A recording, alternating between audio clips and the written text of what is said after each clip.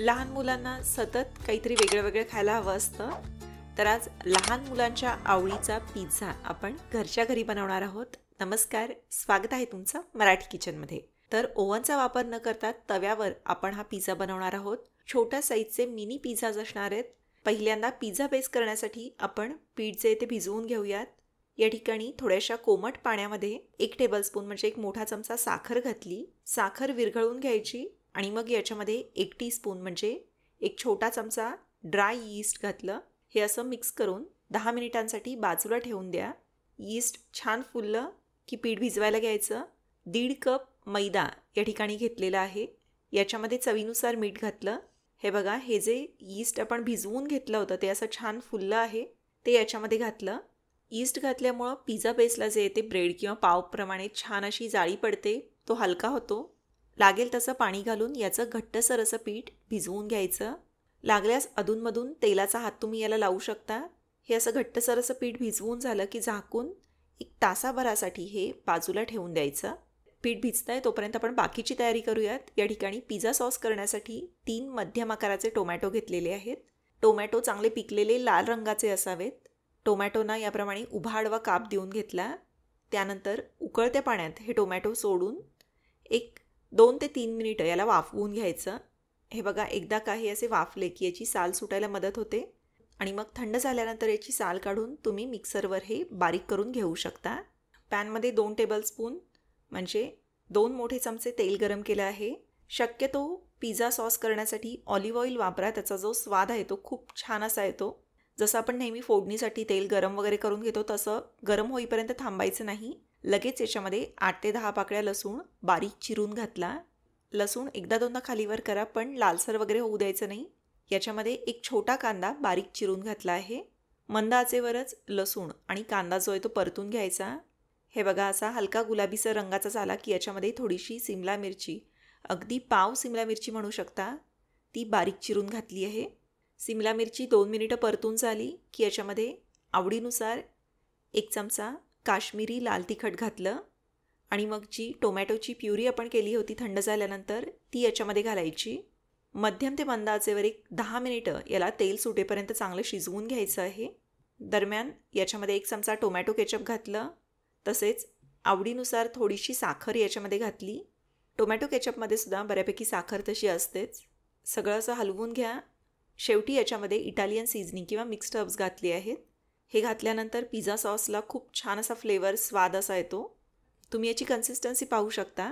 खूप पातळ ठेवायचं नाही आहे, थोडंसं घट्टसर होईपर्यंत शिजवून घ्यायचं आहे. त्याचप्रमाणे टोमॅटो व्यवस्थित शिजला गेला पाहिजे, हेही लक्षात घ्या. याप्रमाणे 10 मिनिटं चांगलं तेल सुटेपर्यंत शिजलं की गॅस बंद केला. आता आपण तव्यावर हा पिझ्झा करणार आहोत, त्याच्यामुळं टॉपिंगसाठीच्या ज्या भाज्या आहेत त्या एकदा परतून घ्याव्या लागतात. तर पॅनमध्ये एखादा चमचा तेल गरम केलं.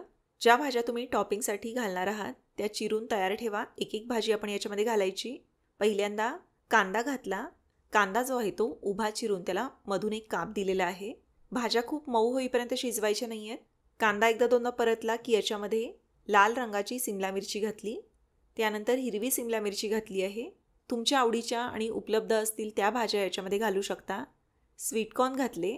सगळं मध्यम आचेवर 2 मिनिटं फक्त परतून घ्या. मशरूमसुद्धा याच्यामध्ये खूप छान लागतं. आणि सगळ्यात शेवटी याच्यामध्ये जर का तुम्ही पनीर घालणार असाल तर पनीरचे असे छोटे छोटे क्यूब्स करून घाला. चवीपुरतं थोडंसं मीठ टॉपिंग्सला घालायचं.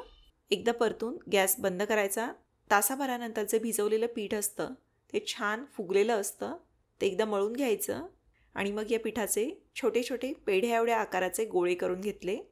हे बघा, याप्रमाणे सगळ्या पिठाचे हे असे गोळे करून घेतलेत. याला मैदा लावून याप्रमाणे याची छोटी अशी पोळी लाटून घेतली आहे. खूप मोठ्या नाही, छोट्या छोट्या आकाराच्या पोळ्या लाटून घ्यायच्या. खूप पातळही लाटायचं नाही आहे. एखाद्या जाड पोळीप्रमाणे हे लाटून घ्यायचं आहे. हे बघा, अगदी नैवेद्यासाठी करतो तशा हाताच्या तळव्याच्या आकारा एवढ्या छोट्या छोट्या अशा पोळ्या आहेत. 5-6 पोळ्या याप्रमाणे लाटून झाल्या की काटा चमच्यानं याला असे टोचे मारून घेतले, म्हणजे मग हे पुरीप्रमाणे टम्म फुगणार नाहीत. तवा गरम करायचा, खूप जास्तही तापवायचं नाही. आणि मग याच्यावर हे जे पिझ्झा बेस आहेत ते असे लावून घेतले. हे बघा, छोटे छोटे पिझ्झा बेस असल्यामुळं एकावेळी 5 ते 6 हे असे मोठ्या तव्यावर बसले आहेत.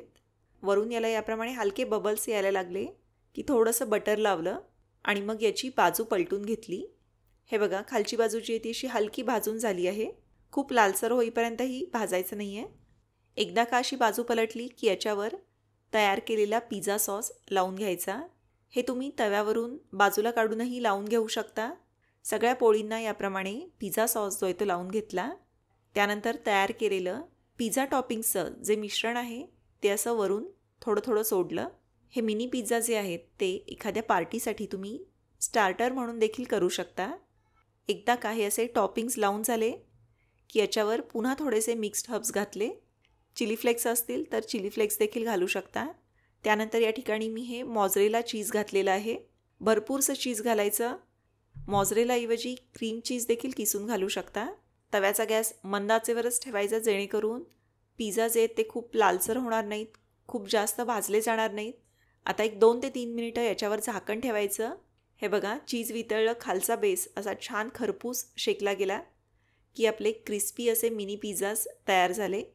लहान मुलं तर हे आवडीनं खातीलच, पण मोठ्यांनाही खायला आवडेल. साधारणपणे 12 ते 15 मिनी पिझ्झा या प्रमाणामध्ये झाले आहेत. त्याचप्रमाणे याची रेसिपी तुम्हाला कशी वाटली ते मला जरूर कळवा. अजूनपर्यंत जर का तुम्ही मराठी किचनला सबस्क्राईब केलं नसेल तर सबस्क्राईब करायला विसरू नका. व्हिडिओ आवडला तर व्हिडिओला लाईक करा. व्हिडिओची लिंक तुमच्या मित्रमैत्रिणींसोबत, नातेवाईकांसोबत जरूर शेअर करा. धन्यवाद.